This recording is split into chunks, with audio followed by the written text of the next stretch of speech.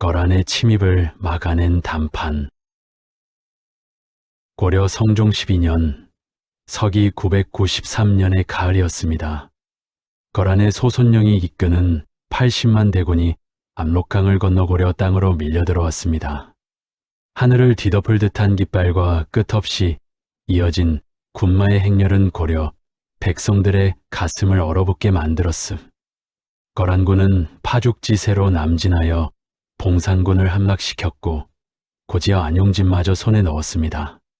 서경 지금의 평양 일대가 위태로운 상황이었습니다. 고려 조정은 큰 혼란에 빠졌습니다. 신하들은 연일회의를 열었지만 뾰족한 대책이 나오지 않았습니다. 어떤 이는 항복을 주장했고 어떤 이는 끝까지 싸워야 한다고 목소리를 높였습니다. 성종 임금님도 밤잠을 이루지 못했습니다. 이때 한 젊은 문신이 조용히 앞으로 나섰습니다. 바로 서희였습니다. 서희는 당시 내사사인이라는 벼슬을 맡고 있었습니다. 높은 자리는 아니었지만 그의 명숙한 두뇌와 뛰어난 외교 감각은 조정 안에서 이미 소문이 자자했습니다. 서희가 임금님께 아뢰었습니다. 전하, 소신이 거란군 진영으로 가서 단판을 짓고 오겠습니다. 조정 대신들이 술렁거렸습니다. 누군가 걱정스러운 목소리로 말했습니다. 서희 자네 목숨이 아깝지 않은가? 거란군은 80만이나 되네. 혹여 단판이 잘못되면 자네 목숨은 물론이고 나라 전체가 위험해질 수도 있네. 서희가 차분하게 대답했습니다. 목숨이야 아깝지 않습니다. 다만 이대로 손 놓고 있다가는 우리 백성들이 더 큰 고통을 받게 될 것입니다. 소신에게 기회를 주십시오. 성종 임금님은 한참을 고민하다가 고개를 끄덕였습니다. 서희의 눈빛에서 흔들림 없는 결의를 보았기 때문입니다. 서희는 몇몇 수행원만 데리고 거란군 진영으로 향했습니다. 가는 길은 험난했습니다. 사방에 거란 군사들이 진을 치고 있었고 칼과 창이 번뜩이는 살벌한 분위기가 감돌았습니다. 하지만 서희는 조금도 두려워하지 않았습니다. 드디어 거란군 대장 소손령의 막사에 도착했습니다.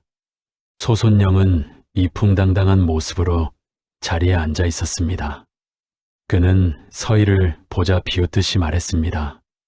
고려에서 누가 왔는가? 항복 문서라도 들고 온 것인가? 서희가 당당하게 대답했습니다. 나는 고려의 서희라 하오. 항복하러 온 것이 아니라 장군과 이야기를 나누러 왔소이다. 소손령이 눈을 가늘게 뜨며 말했습니다. 이야기 80만 대군 앞에서 무슨 이야기를 한다는 것인가? 고려는 우리 거란을 섬기지 않고 송나라를 섬기고 있지 않은가? 그것이 우리가 군사를 일으킨 이유요. 서희는 침착하게 자리에 앉으며 말했습니다. 장군의 말씀에 오해가 있는 것 같소. 우리 고려는 옛 고구려의 후예입니다. 고구려가 차지했던 땅은 본래 우리 것이었소. 그런데 지금 그 땅을 누가 차지하고 있소? 바로 거란, 당신네들이 아니오. 소손령의 얼굴빛이 변했습니다. 서희가 계속해서 말했습니다. 만약 장군께서 우리 고려에게 고구려의 옛 땅을 돌려준다면 우리는 기꺼이 거란과 친선 관계를 맺을 것이오. 그것이 서로에게 이로운 길이 아니겠소? 소손령은 잠시 말문이 막혔습니다. 그는 단순히 고려를 굴복시키려고 왔을 뿐 이런 논리적인 반박을 예상하지 못했던 것입니다. 막사 안은 무거운 침묵이 흘렀습니다. 서희는 기회를 놓치지 않고 다시 말을 이었습니다. 우리가 송나라와 교류하는 것은 여진족 때문이오.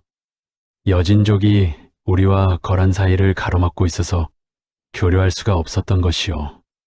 만약 장군께서 그 땅을 우리에게 돌려주신다면 우리는 더 이상 송나라와 교류할 이유가 없소. 소손령은 서희의 말을 듣고 깊은 생각에 잠겼습니다. 서희의 논리는 정연했고 거짓이 없어 보였습니다. 며칠간의 팽팽한 담판 끝에 소손령은 마침내 결정을 내렸습니다. 소손령이 말했습니다. 좋소, 서희. 당신의 말에 일리가 있소. 우리는 압록강 동쪽 땅을 고려에 돌려주겠소. 대신 고려는 우리 거란과 친선을 맺고 송나라와의 관계를 끊어야 하오. 서희가 고개를 숙이며 말했습니다. 장군의 현명한 판단에 감사드리오. 우리 고려는 약속을 지킬 것이오. 이렇게 해서 거란군은 전쟁 한 번 제대로 치르지 않고 철수했습니다. 서희는 단 한 방울의 피도 흘리지 않고 압록강 동쪽의 강동 6주 땅을 되찾았습니다. 이 땅은 지금의 평안북도와 자강도 일부 지역으로 매우 넓고 비옥한 곳이었습니다.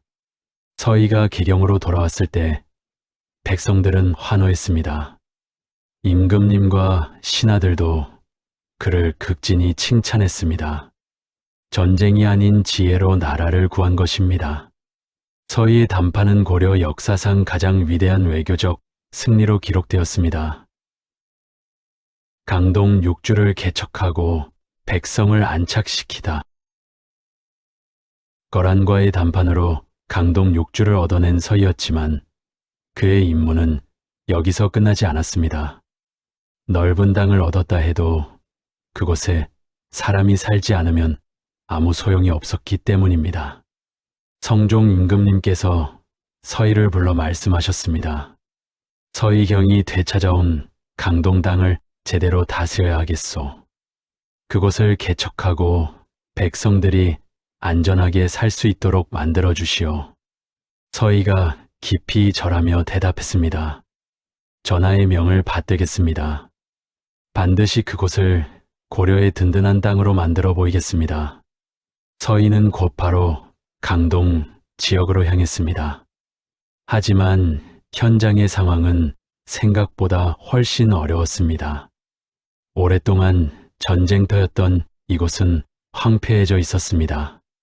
집들은 불타 무너졌고 농토는 잡초로 뒤덮여 있었습니다. 사람들은 뿔뿔이 흩어져 숨어 지내고 있었습니다. 서희는 우선 이 지역을 6개의 주로 나누었습니다. 귀주, 곽주, 구주, 흥화진, 용주, 통주가 바로 그것이었습니다. 그리고 각 주마다 유능한 관리를 파견하여 행정을 담당하게 했습니다. 어느 날 서희는 귀주를 둘러보고 있었습니다. 한 늙은 농부가 조심스럽게 다가왔습니다. 농부가 떨리는 목소리로 말했습니다. 날이 저희가 여기서 농사를 지어도 되는 것입니까? 거란군이 다시 쳐들어오지는 않을까요? 서희가 농부의 손을 잡으며 말했습니다. 걱정하지 마십시오. 이제 이곳은 우리 고려 땅입니다. 제가 책임지고 여러분을 지켜드리겠습니다. 편히 농사 지으시고 자식들을 키우십시오. 농부의 눈에 눈물이 맺었습니다. 서희는 이처럼 직접 백성들을 만나며 그들을 안심시켰습니다.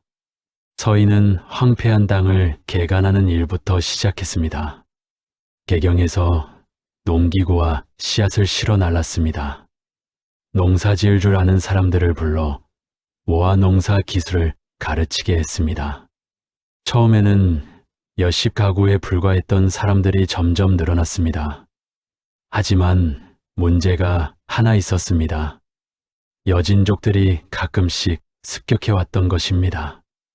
여진족들은 국경지대를 자주 넘나들며 고려 백성들을 괴롭혔습니다. 어느 날 밤 흥화진에 여진족 무리가 들이닥쳤습니다. 서희는 즉시 군사를 이끌고 달려갔습니다. 하지만 그는 무조건 싸우려 하지 않았습니다. 여진족 추장을 만나 말했습니다. 우리는 싸우러 온 것이 아니오. 이곳은 이제 고려 땅이니 서로 평화롭게 지냅시다. 당신네가 필요한 것이 있으면 교역을 통해 얻을 수 있소. 여진족 추장이 예야한 표정으로 물었습니다. 교역이라니 무슨 말이오? 서희가 설명했습니다. 우리는 곡식과 철제 도구가 있소. 당신네는 모피와 말이 있지 않소. 서로 필요한 것을 바꾸면 모두에게 이로울 것이오. 추장은 잠시 생각하더니 고개를 끄덕였습니다. 이렇게 서희는 무력이 아닌 교역으로 여진족과의 관계를 개선해 나갔습니다. 서희는 또한 이 지역의 방어를 튼튼히 하는 일에도 있었습니다. 각 주마다 성곽을 쌓고 군사를 배치했습니다. 하지만 성을 쌓는 일은 쉽지 않았습니다. 인력도 부족하고 자재도 충분하지 않았습니다. 한 젊은 장수가 서희에게 말했습니다. 대감 성을 쌓으려면 백성들을 동원해야 하는데 그러면 농사일에 지장이 있을 것 같습니다. 서희가 고개를 끄덕이며 대답했습니다. 그렇소. 그래서 우리는 농한기를 이용해야 하오. 가을 추수가 끝나고 겨울이 오기 전 그리고 봄 농사가 시작되기 전에 공사를 하는 것이오. 백성들에게 우리가 가지 않도록 해야 하오. 이렇게 서희는 세심하게 계획을 세워 성곽을 쌓아갔습니다. 귀주성, 곽주성 등 견고한 성들이 하나둘씩 모습을 드러냈습니다. 서희는 또한 이 지역에 학교를 세웠습니다. 아이들이 글을 배우고 예절을 익힐 수 있도록 했습니다. 한 어머니가 서희에게 감사의 인사를 전했습니다. 대감님, 제 아들이 이제 글을 읽을 줄 압니다. 전쟁통에 태어나 평생 글을 모르고 살 줄 알았는데 이렇게 배울 수 있게 해주시니 감사할 따름입니다. 서희가 미소 지으며 말했습니다. 아이들이 배워야 이 땅에 미래가 밝습니다. 걱정 마시고 잘 가르치도록 하겠습니다. 몇 년이 흐르자 강동 육주는 완전히 달라졌습니다. 황폐했던 땅에 푸른 논밭이 펼쳐졌고 곳곳에 마을이 들어섰습니다.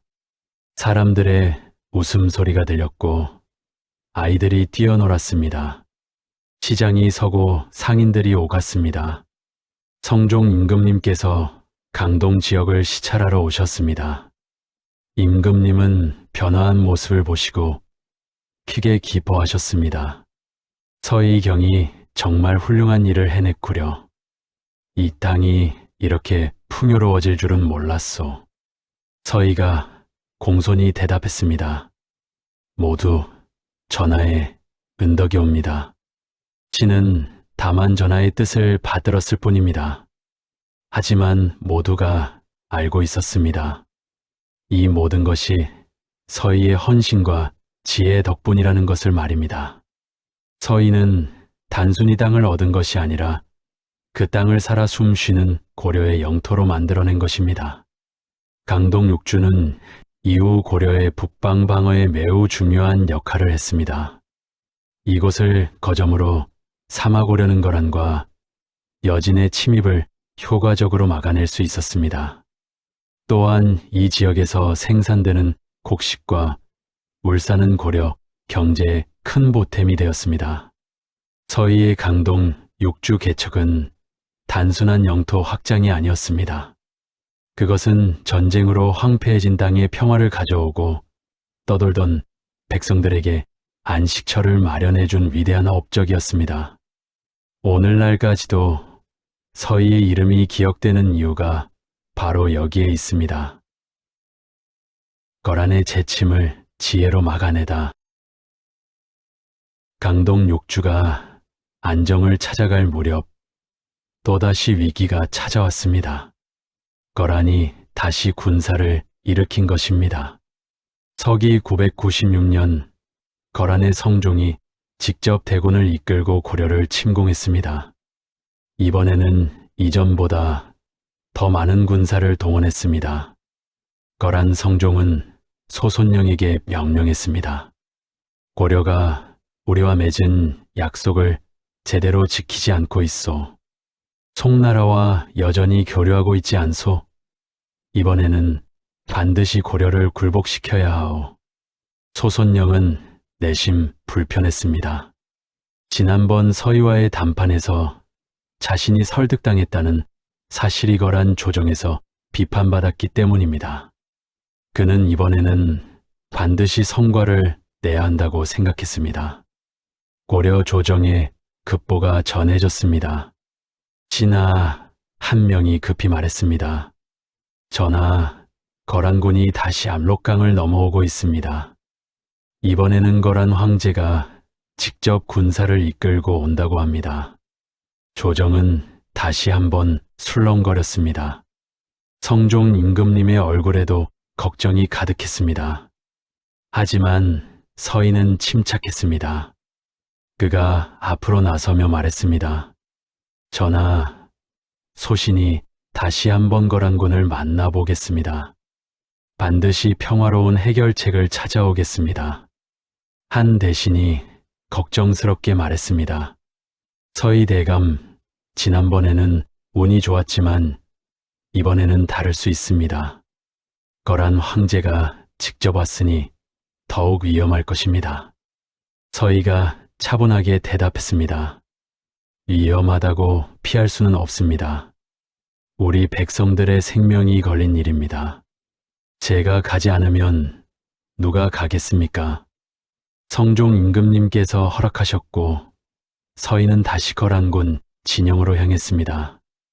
이번에는 거란 성종이 어전으로 직접 들어가야 했습니다.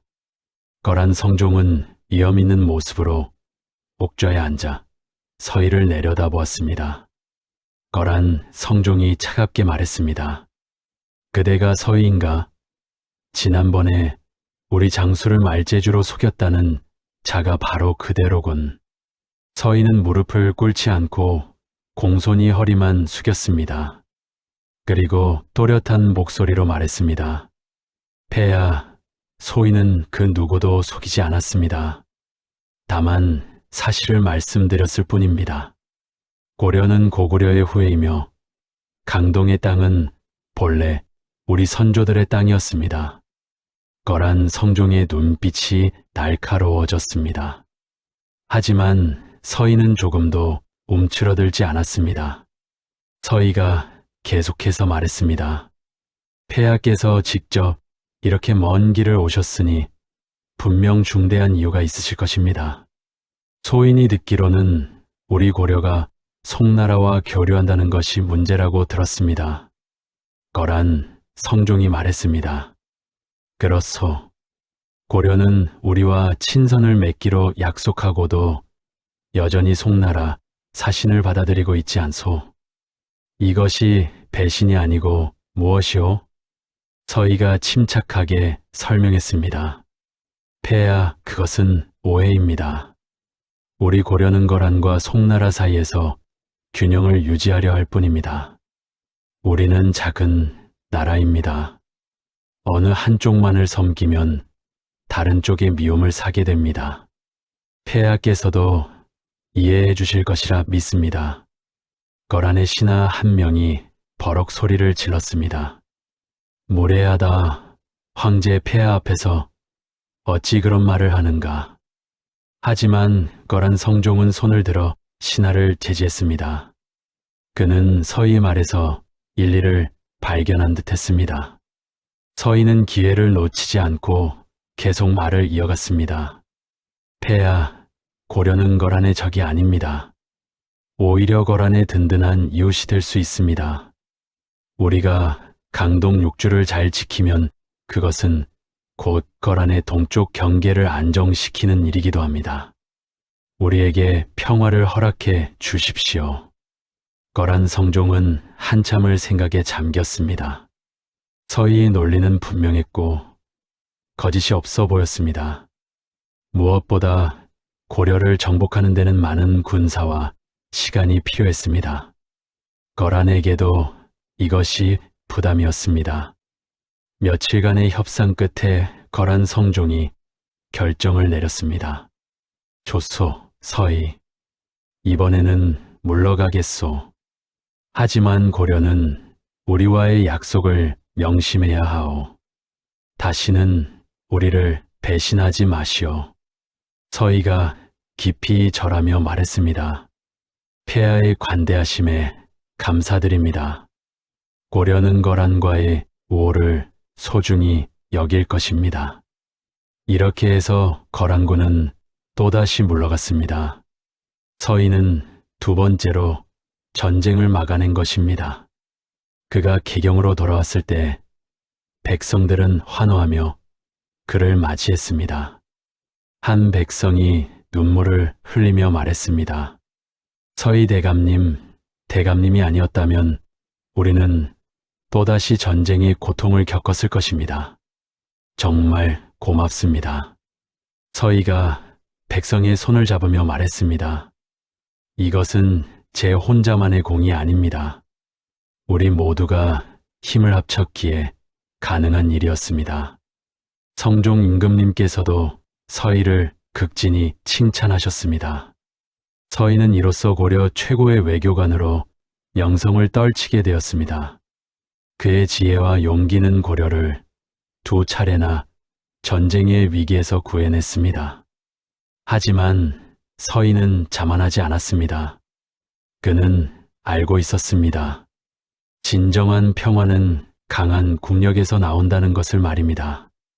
그래서 그는 끊임없이 고려의 국방을 강화하고 백성들의 생활을 안정시키는 일에 힘썼습니다. 서희의 이러한 노력 덕분에 고려는 한동안 거란과 평화로운 관계를 유지할 수 있었습니다. 전쟁 없이 보낸 세월은 고려가 국력을 키우는 소중한 시간이 되었습니다. 서희는 말이 아닌 행동으로 전쟁이 아닌 외교로 나라를 지켜낸 진정한 애국자였습니다. 국방 체계를 튼튼히 세우다. 서희는 외교로 전쟁을 막아냈지만 그것만으로는 부족하다는 것을 잘 알고 있었습니다. 진정한 평화는 강한 힘에서 나온다는 진리를 깨달았기 때문입니다. 그는 고려의 국방 체계를 근본적으로 개혁하기로 결심했습니다. 어느 날 서희는 성종 임금님께 아뢰었습니다. 전하, 우리가 외교로 당장의 위기는 넘겼지만 언제까지 말로만 나라를 지킬 수는 없습니다. 우리 군사력을 강화해야 합니다. 성종 임금님께서 고개를 끄덕이며 말씀하셨습니다. 경이 말이 옳소.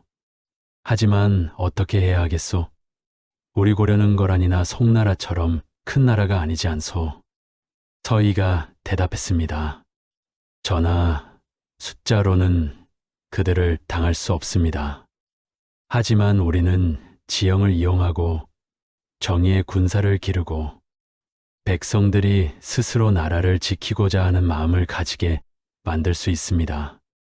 성종 임금님께서 서희에게 국방개혁의 책임을 맡기셨습니다.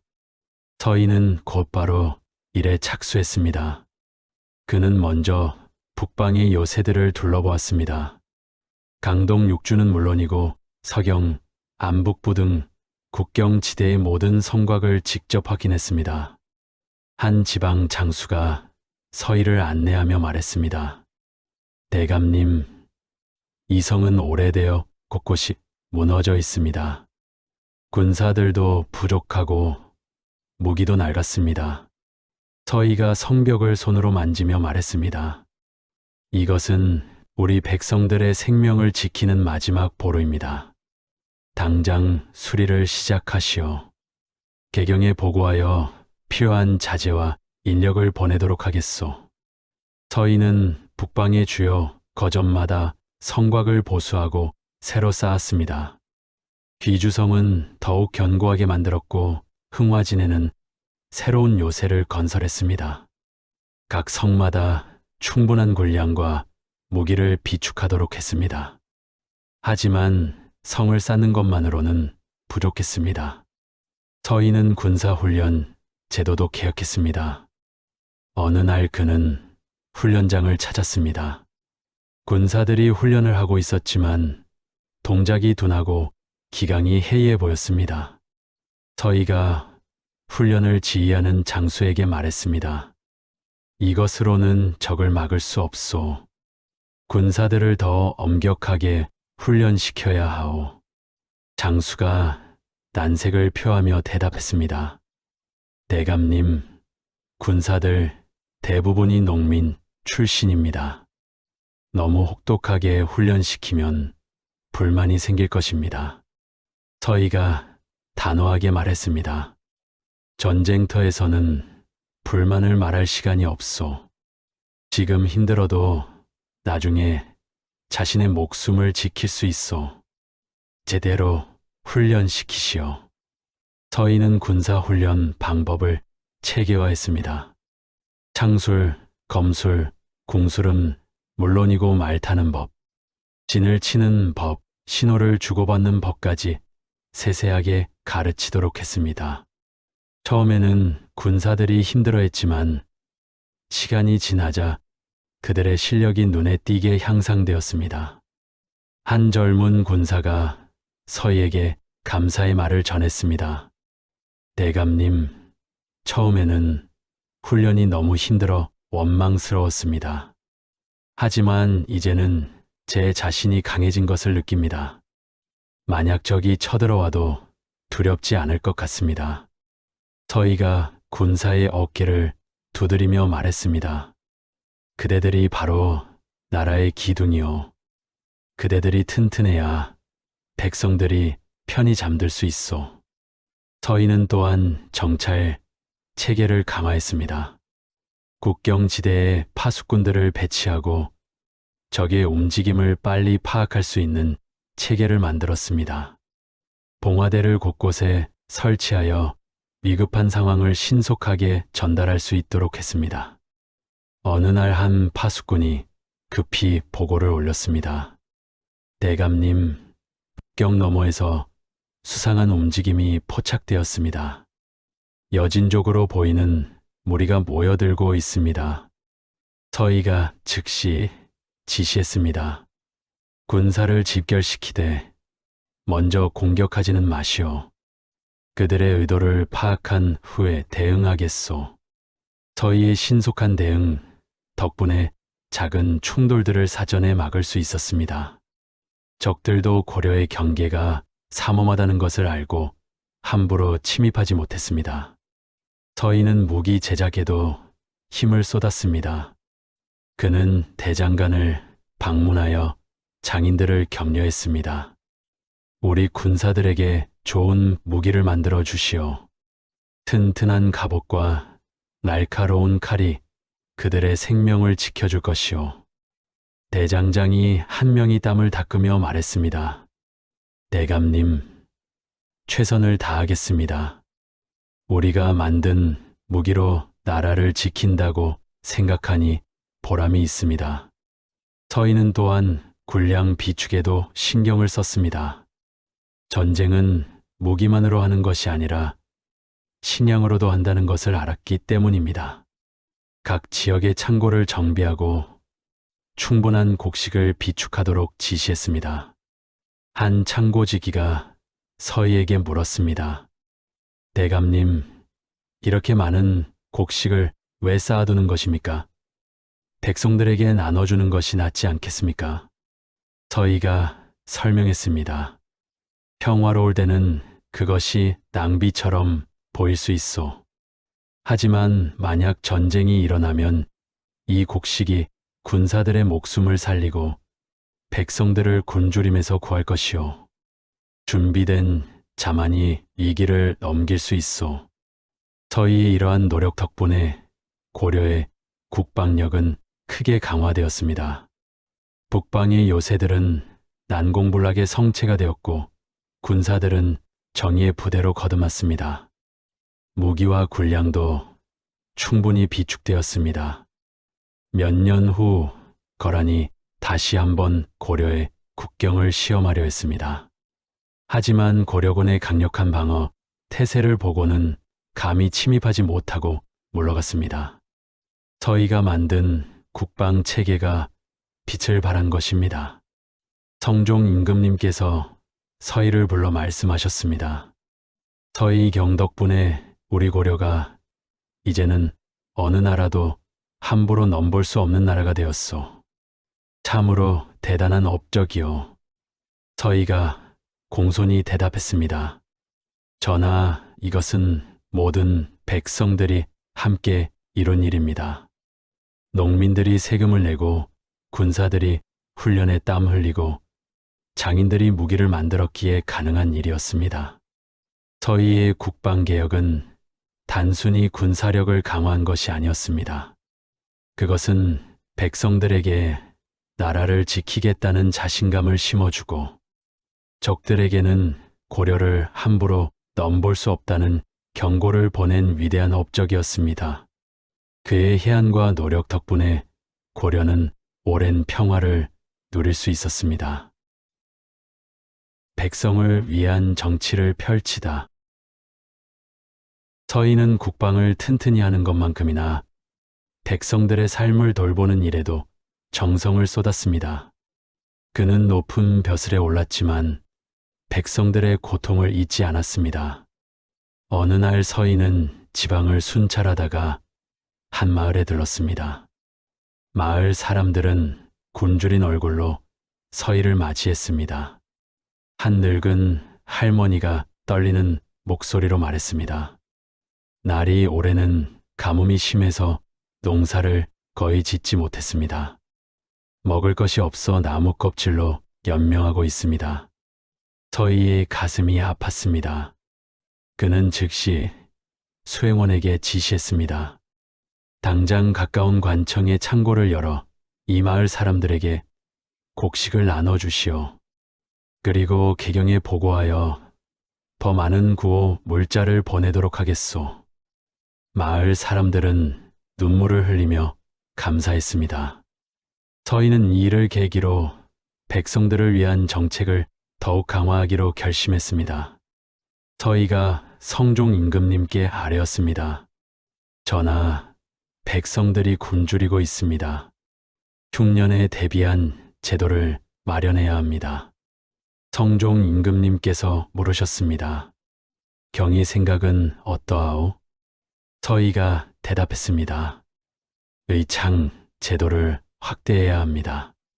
각 지방마다 곡식을 비축해 두었다가 흉년이 들면 백성들에게 나눠주는 것입니다. 또한 세금을 공정하게 거두어야 합니다. 지금은 힘없는 백성들만 과중한 세금에 시달리고 있습니다. 성종 임금님께서 서희의 의견을 받아들이셨습니다. 서희는 곧바로 의창 제도를 정비하기 시작했습니다. 각 고을마다 창고를 짓고 풍년이 들 때 곡식을 모아두도록 했습니다. 한 지방 관리가 서희에게 물었습니다. 대감님, 백성들에게 곡식을 그냥 나눠주면 나랏돈만 충날 것입니다. 이자를 받아야 하지 않겠습니까? 서희가 단호하게 말했습니다. 굶주리는 백성들에게서 이자를 받는다는 것은 옳지 못하오.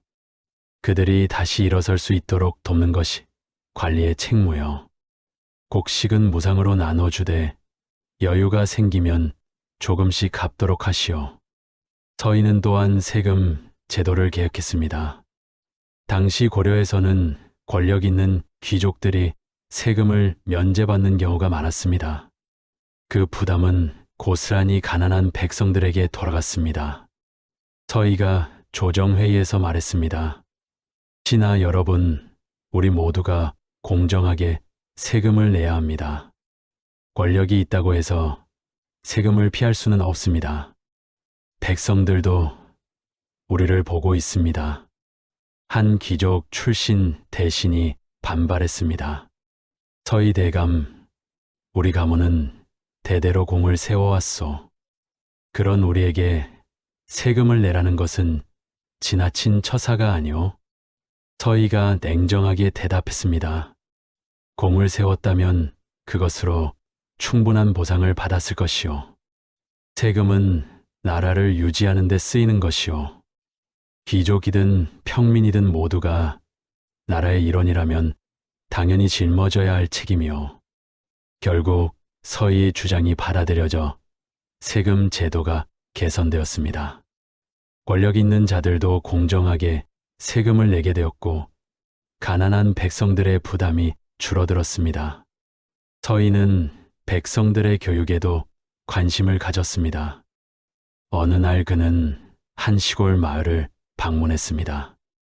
아이들이 뛰어놀고 있었지만 학교는 보이지 않았습니다.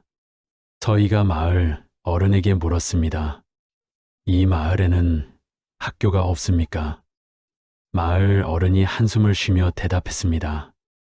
날이 이런 시골까지 학교를 세울 여력이 어디 있겠습니까? 아이들은 그를 모른 채 자랍니다. 서희가 말했습니다. 그것은 안 돼요. 아이들이 배워야 나라의 미래가 밝소. 이 마을에 학당을 세우도록 하겠소.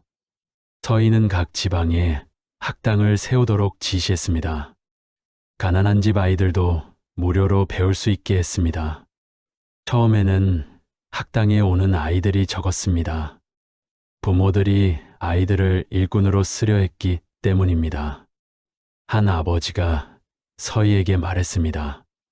대감님, 글을 배워봤자 우리 같은 농민 자식이 무슨 벼슬을 하겠습니까? 차라리 밭일이나 거들게 하는 것이 낫습니다. 서희가 아버지의 손을 잡으며 말했습니다. 그렇지 않소. 그를 알면 세상을 더 넓게 볼 수 있소.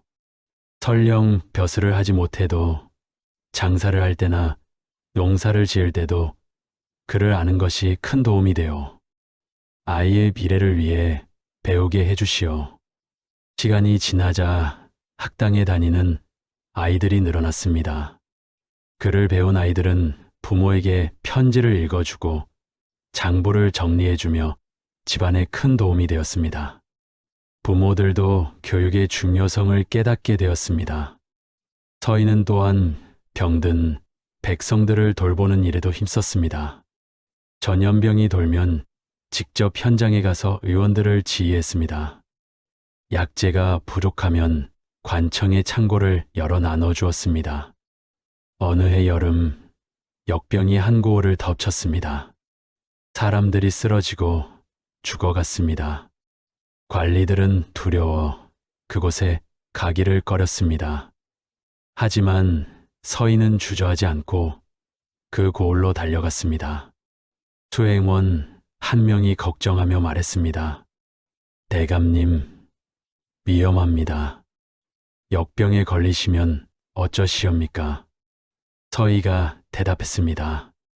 백성들이 죽어가는데 내가 안전한 곳에만 있을 수는 없소. 가자. 서희는 직접 환자들을 찾아다니며 약을 나눠주고 의원들을 독려했습니다. 그의 헌신적인 모습을 본 백성들은 용기를 얻었고 함께 힘을 모아 역병을 이겨냈습니다. 역병이 잠잠해진 후 마을 사람들이 서희 앞에 모였습니다. 한 할아버지가 눈물을 흘리며 말했습니다. 대감님이 아니었다면 우리 마을은 다 죽었을 것입니다. 높은 벼슬에 계시면서도 우리 같은 천한 백성들을 돌보아 주시니 감사할 따름입니다. 서희가 할아버지의 손을 잡으며 말했습니다. 천한 백성이 어디 있습니까? 모두가 이 나라의 소중한 주인입니다. 제가 한 일은 당연한 것입니다.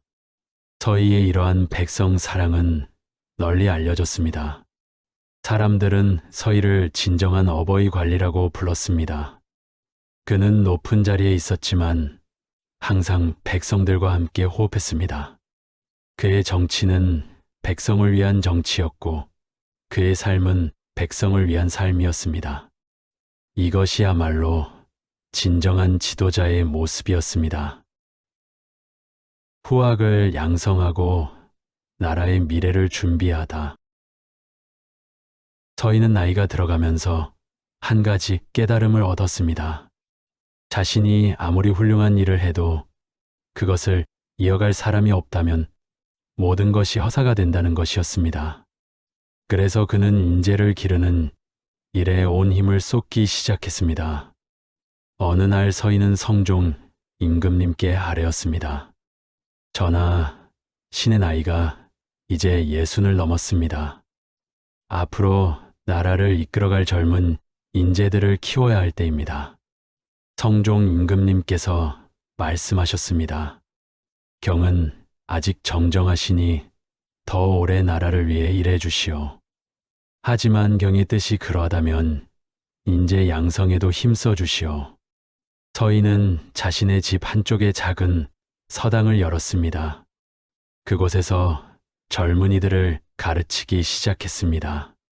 신분을 가리지 않고 배우고자 하는 사람이면 누구나 받아들였습니다. 한 양반 집안 아들이 찾아와 물었습니다. 선생님, 저는 과거 시험에 합격하여 높은 벼슬을 하고 싶습니다. 어떻게 해야 합니까? 서희가 젊은이를 바라보며 말했습니다. 벼슬이 목표가 되어서는 안 되네. 백성을 위해 무엇을 할 것인가가 먼저여야 하네. 벼슬은 그 목적을 이루기 위한 수단일 뿐이네. 또 다른 날 가난한 농부의 아들이 찾아왔습니다. 그는 낡은 옷을 입고 있었지만 눈빛만은 맑고 총명해 보였습니다. 가난한 청년이 말했습니다. 선생님, 저는 배움이 부족합니다. 하지만 배우고 싶은 마음은 간절합니다. 저 같은 사람도 받아주시겠습니까? 서희가 미소 지으며 대답했습니다. 물론이네. 배움에는 신분이 따로 없네. 열심히 공부하면 자네도 훌륭한 사람이 될 수 있네. 서희는 제자들에게 단순히 글만 가르치지 않았습니다.